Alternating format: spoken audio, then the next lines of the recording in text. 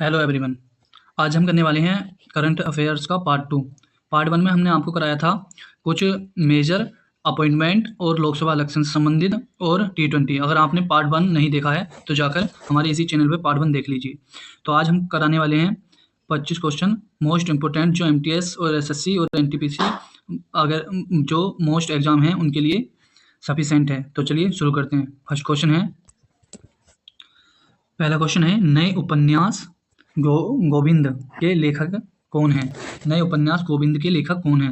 तो इसका right answer है हरिंदर सिक्का। हरिंदर सिक्का गोविंद के लेखक हैं। नेक्स्ट क्वेश्चन है, अंग्रेजी लेखिका के वैशाली, जो अंग्रेजी लेखिका हैं के वैशाली ने किस पुस्तक के लिए युवा पुरस्कार जीता है? ये जो पुरस्कार हैं ये इंपॉर्टेंट पुरस्कार हैं, इन पुरस्कारों का रिवीजन जरूर कर लेना। तो के वैशाली ने किस पुस्तक के लिए युवा पुरस्कार जीता है? तो इसका राइट आंसर हो जाएगा 4, homeless growing up lesbian and dyslexic in India. Next question है, उस भारतीय अभिनेत्री का नाम बताएं जिसने बच्चों की चित्र पुस्तक the adventures of Ed a mama Ed finds a home का लेखन किया है। तो इसका राइट आंसर हो जाएगा आलिया भट्ट। आलिया भट्ट इसका राइट आंसर है। आलिया भट्ट और रणबीर कपूर कांस्य फिल्म फेस्टिवल में इन्होंने पुरस्कार सर्वश्रेष्ठ अभिनेता और अभिनेत्री का पुरस्कार भी जीता है, ये याद रखेंगे। नेक्स्ट क्वेश्चन है, 2025 के लिए बिल गेट्स की घोषित नई पुस्तक का नाम क्या है? तो 2025 में जो बिल गेट्स की पुस्तक आई है ये बहुत चर्चित में है इस time, source code. Source code इसका राइट आंसर है। नेक्स्ट क्वेश्चन है, द सेट निक वर्सेस पुस्तक के लेखक कौन हैं? तो इसका राइट आंसर हो जाएगा सलमान रुश्दी। सलमान रुश्दी इस पुस्तक के लेखक हैं। नेक्स्ट क्वेश्चन है, अप्रैल 2024 में उपराष्ट्रपति द्वारा विमोचित पुस्तक the law and spirituality reconnecting the world के 2 लेखक कौन हैं? तो इसका राइट आंसर हो जाएगा प्रोफेसर रमन मित्तल तथा डॉक्टर सीमा सिंह। नेक्स्ट क्वेश्चन है, प्लानिंग फॉर इंडियाज ओवरनाइजेशन पुस्तक के किसने लिखी है? इसका राइट आंसर हो जाएगा विद्याधर के फाठक। नेक्स्ट क्वेश्चन है, मार्च 2024 में जम्मू कश्मीर के उपराज्यपाल मनोज सिन्हा द्वारा विमोचित उपन्यास फूल बहादुर अंग्रेजी में अनुवादित होने से पहले मूल रूप से किस भाषा में लिखा था? यानी फूल बहादुर की मूल भाषा क्या है, ये पूछना चाह रहा है इस क्वेश्चन में। तो इसका राइट आंसर हो जाएगा मगही। मगही इसकी मूल भाषा थी। नेक्स्ट क्वेश्चन है, dabbling in diplomacy unauthorised and unauthorised memory of a non career diplomatic नामक पुस्तक के लेखक कौन है? तो इसका राइट आंसर हो जाएगा SD मुनी। SD मुनी इसका राइट आंसर है। ये जो बुक्स चल रही हैं और ऑथर चल रहे हैं ये मोस्ट इंपोर्टेंट हैं, इन्हें रिवीजन जरूर कर लेना। हाल ही में हिमाचल प्रदेश के राज्यपाल द्वारा विमोचित पुस्तक हिंदी का गद्य साहित्य और योग के विविध आयाम के लेखक कौन हैं? इसका राइट आंसर हो जाएगा डॉक्टर रामचंद्र तिवारी। डॉक्टर रामचंद्र तिवारी इसके राइट आंसर है। पिल्लम my father a daughter remembers पुस्तक के लेखक किसने लिखी है? यानी इसका है शर्मिष्ठा मुखर्जी। शर्मिष्ठा मुखर्जी इसका राइट आंसर है। नेक्स्ट क्वेश्चन है, दिल्ली में राम मंदिर राष्ट्र मंदिर एक साझी विरासत पुस्तक के लेखक कौन है? इसका राइट आंसर है आरिफ मोहम्मद खान। आरिफ मोहम्मद खान इसके लेखक हैं। नेक्स्ट क्वेश्चन है, अब थोड़े हम दिन दिवस और इवेंट देख लेते हैं। फर्स्ट क्वेश्चन है, संयुक्त राष्ट्र को 2024 को पहला अंतर्राष्ट्रीय आलू दिवस मनाया जाएगा। ये जो डे हैं ये फर्स्ट डे भी हैं थोड़े, जो मतलब शुरुआत में बनाए जा रहे हैं 2024 से। तो ये IMP यानी इम्पोर्टेंट क्वेश्चन हो सकते हैं आपके एग्जाम के लिए। तो इसका राइट आंसर हो जाएगा 30 मई। 30 मई को UNO के द्वारा 2024 में पहली बार आलू दिवस मनाया जाएगा। पहली बार आलू दिवस मनाया जाएगा। नेक्स्ट क्वेश्चन है, विश्व भूख दिवस वर्ल्ड हंगर डे 2024 के विषय वस्तु थीम क्या है? यानी 2024 की विश्व हंगर डे की थीम पूछ रखी है। तो इसका राइट आंसर हो जाएगा थ्राइविंग मदर। थ्राइविंग मदर इसका राइट आंसर है। संयुक्त राष्ट्र महासभा द्वारा किस तारीख को अंतर्राष्ट्रीय मरखोर दिवस घोषित किया गया है? मरखोर दिवस पहली बार UNO द्वारा यानी UNO की जो महासभा है इसके द्वारा घोषित किया गया है 24 मई को। 24 मई को मरखोर दिवस मनाया जाएगा। नेक्स्ट क्वेश्चन है अंतर्राष्ट्रीय योग दिवस की थीम क्या है। अंतर्राष्ट्रीय योग दिवस की थीम स्वयं और समाज के लिए योग, स्वयं और समाज के लिए योग। इस क्वेश्चन पे इंपॉर्टेंट क्वेश्चन लिख लेना क्योंकि 2024 की जो थीम है वो इम्पोर्टेंट है। नेक्स्ट क्वेश्चन है पहला पवन दिवस कब बनाया गया। इससे पहले इसे वैश्विक पवन दिवस कहा जाता था। पहला पवन दिवस 2007 में मनाया गया था। इसे वैश्विक पवन के नाम से जाना जाता था। किस देश ने संयुक्त राष्ट्र में क्वांटम विज्ञान और प्रौद्योगिकी के अंतर्राष्ट्रीय वर्ष के लिए प्रस्ताव पेश किया है। इसका राइट आंसर है घना। घना में क्वांटम विज्ञान के और प्रौद्योगिकी के अंतर्राष्ट्रीय वर्ष के लिए प्रस्ताव पेश किया है। नेक्स्ट क्वेश्चन है विश्व विरासत दिवस 2024 की विषय वस्तु थीम क्या है। विश्व विरासत दिवस की थीम है discovery and experience diversity. Discovery and experience diversity विश्व विरासत दिवस की थीम है। विश्व पृथ्वी दिवस 2024 का विषय यानी थीम क्या है। विश्व पृथ्वी दिवस की थीम अभी हाल ही में पूछी गई है। इसका राइट आंसर है गृह बनाम प्लास्टिक, यानी गृह बनाम प्लास्टिक इसका राइट आंसर है। नेक्स्ट क्वेश्चन है 2024 में विश्व मलेरिया दिवस की थीम क्या है। ये थीम इम्पोर्टेंट होती चली जा रही है जैसे जैसे एग्जाम हो रहे हैं, क्योंकि अब दिवस को ना बूझकर यानी डेज को ना बूझकर अब उनके थीम बूझने लगा है एग्जामिनर। तो इसका राइट आंसर हो जाएगा accelerating the fight against malaria for a more equitable world. इसका राइट आंसर है। अंतर्राष्ट्रीय वन दिवस का थीम क्या है। अंतर्राष्ट्रीय वन दिवस की थीम है वन और नवाचार, बेहतर दुनिया के लिए नए समाधान। नेक्स्ट क्वेश्चन है राष्ट्रीय टीकाकरण दिवस 2024 की थीम क्या है। राष्ट्रीय टीकाकरण दिवस 2024 की थीम है वैक्सीन वर्क फॉर ऑल, यानी वैक्सीन वर्क फॉर ऑल इसकी थीम है। नेक्स्ट क्वेश्चन है 2024 में नदियों के अंतर्राष्ट्रीय कार्रवाई दिवस के लिए नामित विषय वस्तु यानी थीम क्या है। 2024 में नदियों की अंतर्राष्ट्रीय कार्रवाई दिवस के लिए इसकी है water for all. Water for all इसकी राइट आंसर है। अंतर्राष्ट्रीय मातृभाषा दिवस 21 फरवरी को मनाया जाता है। इसकी थीम क्या है। इसकी है बहुभाषी शिक्षा, सीखने और अंतर पीढ़ीगत शिक्षा का एक स्तंभ है। राइट आंसर ए हो जाएगा। विश्व सामाजिक न्याय दिवस 2024 की थीम क्या है। विश्व सामाजिक न्याय दिवस 2024 की थीम है अंतराल पाटना और गठबंधन बनाना, यानी गैप को हटाना और संबंध बनाने, यानी गठबंधन बनाना इसका राइट आंसर है।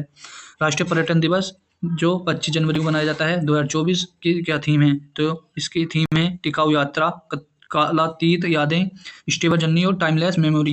इसकी राइट आंसर है। किस दिवस को शहीद दिवस के रूप में चिन्हित किया गया है। तो शहीद दिवस के रूप में 23 मार्च और 30 जनवरी को मनाया जाता है। 23 जनवरी को हमारे महात्मा गांधी जी शहीद हुए थे, इसलिए मनाया जाता है। नेक्स्ट क्वेश्चन है इंडेक्स।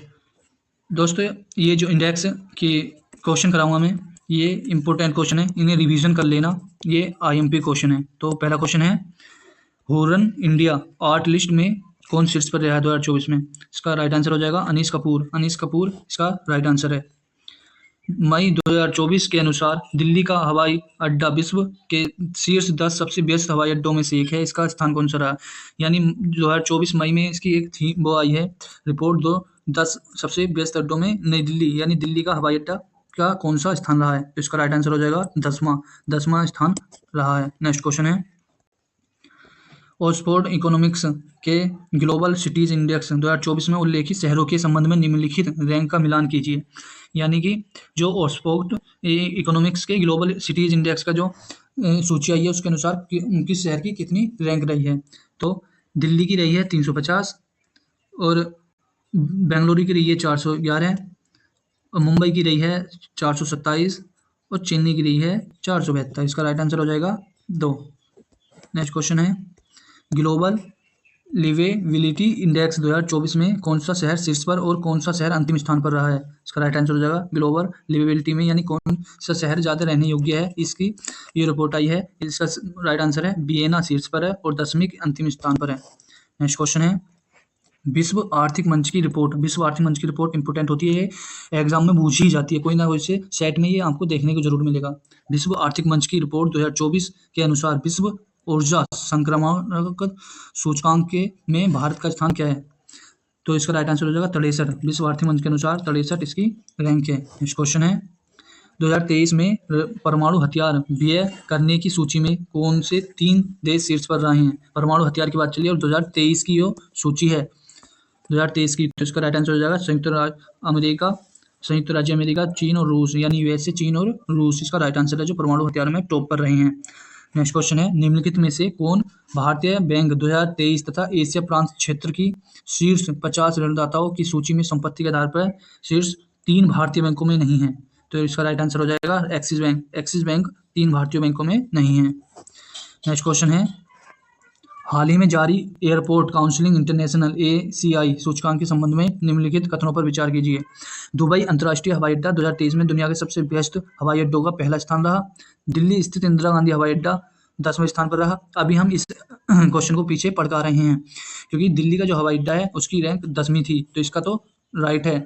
दुबई अंतर्राष्ट्रीय हवाई अड्डा दुनिया का सबसे व्यस्त हवाई अड्डा था, इसका भी सही है, इसलिए इसे इसका मतलब जो दुबई अंतर्राष्ट्रीय हवाई अड्डा था, जो दुनिया का सबसे बेस्ट हवाई अड्डा नहीं था, ये गलत हो जाएगा।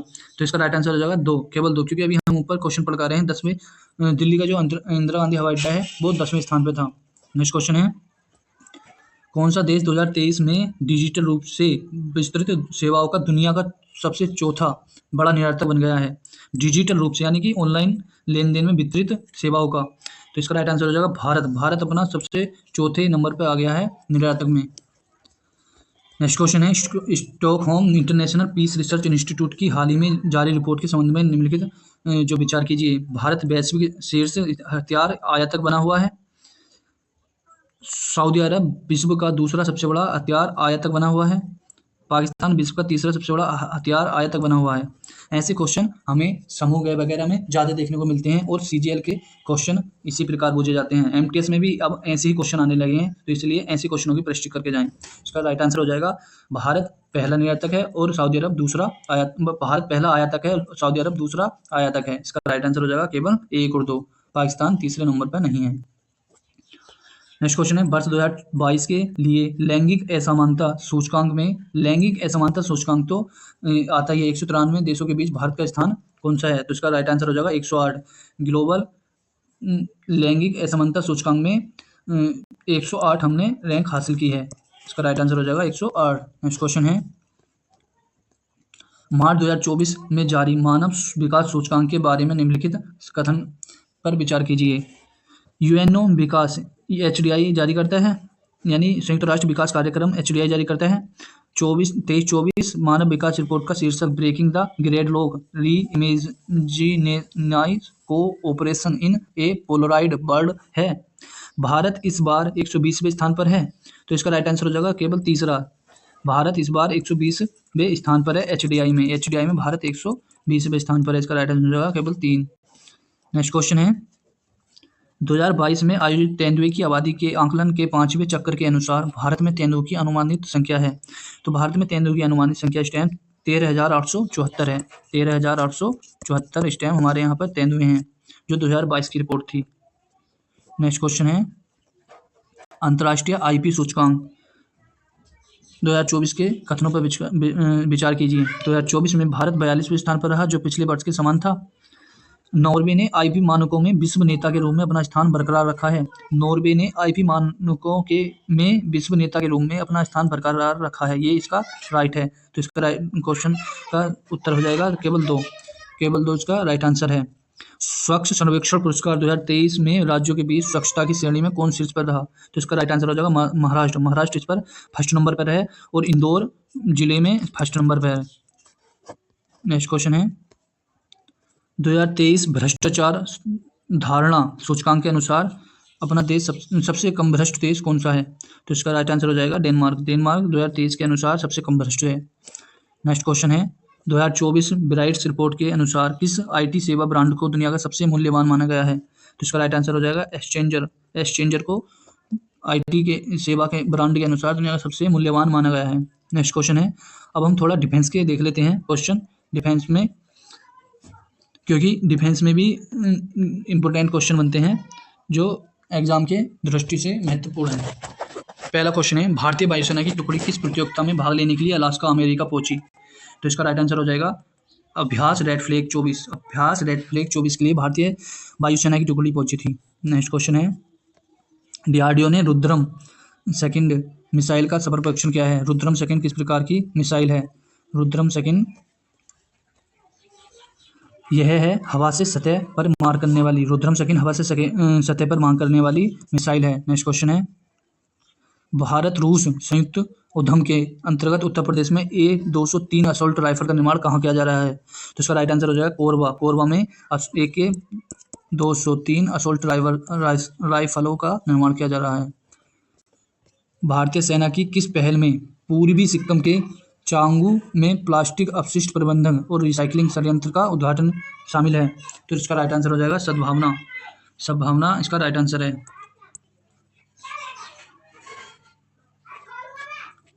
नेक्स्ट क्वेश्चन है, किस पर्यावरण दिवस के अवसर पर विश्व पर्यावरण के दिवस के अवसर पर अंतर्राष्ट्रीय एजेंसी इसरो ने संयुक्त भारत फ्रांसीसी अवरक्त पृथ्वी अवलोकन उपग्रह के मिशन की घोषणा की है? उपग्रह मिशन त्रिशना के लिए है। त्रिशना जो उपग्रह मिशन है वो पारिस्थितिकी तंत्र प्रभाव और जल प्रयोग निगरानी के लिए बनाया गया है। नेक्स्ट क्वेश्चन है, अपनी पहली एकल उड़ान में MiG-21 बाइसन उड़ाने के बाद गोल्ड विंग्स वाली भारतीय नौसेना की पहली महिला पायलट कौन बनी है? ये तो इम्पोर्टेंट क्वेश्चन है। गोल्डन विंग्स बनने वाली पहली भारतीय नौसेना की महिला पायलट हैं। इसका राइट आंसर हो जाएगा सब लेफ्टिनेंट अनामिका राजीव। सब लेफ्टिनेंट अनामिका राजीव इसका राइट आंसर है। अप्रैल 2024 में पूर्वी समुद्र तट पर भारतीय नौसेना द्वारा आयोजित सैन्य अभ्यास का नाम क्या है? पूर्वी समुद्र तट यानी इसका राइट आंसर हो जाएगा अभ्यास ईस्टर्न वेव इसका राइट आंसर है। नेक्स्ट क्वेश्चन है, डीआरडीओ और भारतीय सेना ने हाल ही में MPATGM हथियार प्रणाली का सफल परीक्षण किया है। MPATGM का पूरा नाम क्या है? इसका पूरा नाम हो जाएगा man portable anti tank guided missile.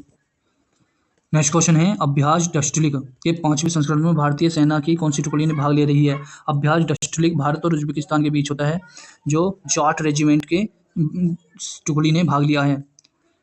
Next question है, सैन्य अभ्यास निमित्तीय के संबंध में निम्नलिखित कौन सा सही है? यह भारतीय सेना और सेशल्स रक्षा SDF के बीच आयोजित होती है, सेशल्स रक्षा बलों के बीच। इस बार यह अभ्यास 9वां संस्करण था, तो इसका राइट आंसर हो जाएगा केवल 1 यानी भारतीय सेना और सेशल्स रक्षा बलों के बीच आयोजित होती है। इसका नेक्स्ट क्वेश्चन है, मार्च 2024 में भारत और शक्ति त्रिसेवा लाइव फायर और युद्ध अभ्यास कहाँ आयोजित किया गया? इसका राइट आंसर है पोखरण में इसका युद्ध अभ्यास का अभ्यास किया गया। नेक्स्ट क्वेश्चन है, डीआरडीओ ने MIRV तकनीक से लैस अग्नि 5 मिसाइल का पहला सफल उड़ान परीक्षण किया है? MIRV का पूरा नाम है multiple independently targetable re entry vehicle का राइट आंसर हो जाएगा।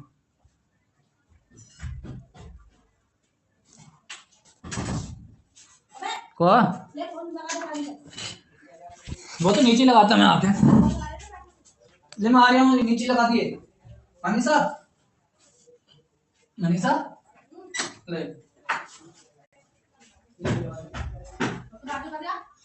बात कर रहा हूँ, पढ़ा रहा हूँ, वीडियो रिकॉर्ड कर रहा हूँ।